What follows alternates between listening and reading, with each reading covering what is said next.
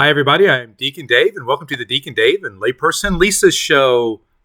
My coffee cup's over here to the side because it's almost empty, and I'm still alone. But here we go. We're going to continue on to Psalm 114.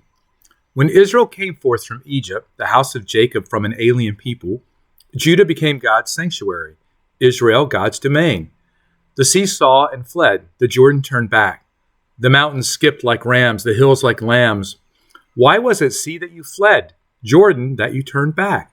Mountains that you skipped like rams, you hills like lambs. Tremble, earth, before the Lord, before the God of Jacob, who turned the rock into pools of water, flint into a flowing spring. So I'm going to read what it says in the notes instead of trying to paraphrase it real quick. So it says, it's a hymn celebrating Israel's escape from Egypt, journey through the wilderness, and entry into the promised land, and the miracles of nature that bore witness to God's presence in their midst. Okay, so we all, in our own spiritual lives, right, our journey, our pilgrim journey here on earth, we all have water that is in the way sometimes. We all have mountains that seem like they are too hard to climb. We all have people, call them animals, but people that maybe feel like obstacles in our spiritual life. And I think the big message from this is that we can be captive, right? Like the Israelite people in Egypt, okay?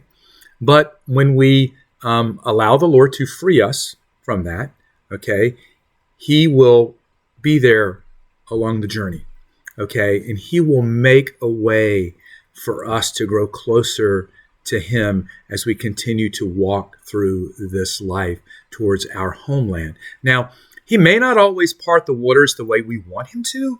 He may not change those people, and He may not move the mountains that we want Him to move. But His providential will, okay, what He wants for us in our life is better than what we think we want, okay? And He knows what we don't know. So what we have to do is we have to trust in the Lord that as we are on this journey, okay, despite all of that stuff that can seem arduous and difficult, that He is using all of that to hone who we are, to refine who we are, to strengthen us for maybe future things that are coming.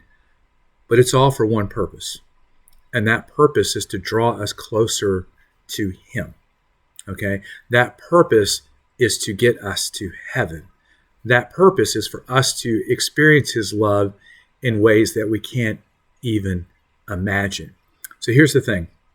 Often the Israelite people, right, they would always turn to something worldly, okay, worshiping the golden calf and things like that, okay, and they would question God.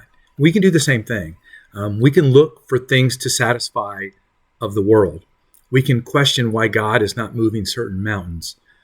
But what the Lord wants us to do is He just wants us to turn to Him, okay? Trust in Him, move more deeply into who He is, because His depth is beyond anything we can imagine, right? His love, everything. He wants us to do that. And when we do that, we'll experience things beyond what we are currently experiencing. And the things that we experience are eternal. So my question for you today is what areas in your life are you looking to the world for the answer when you need to be looking to God? So I'm going to encourage you today to look to God because He is the one eternal answer. All right, I'm Deacon Dave. We'll see you next time. Bye.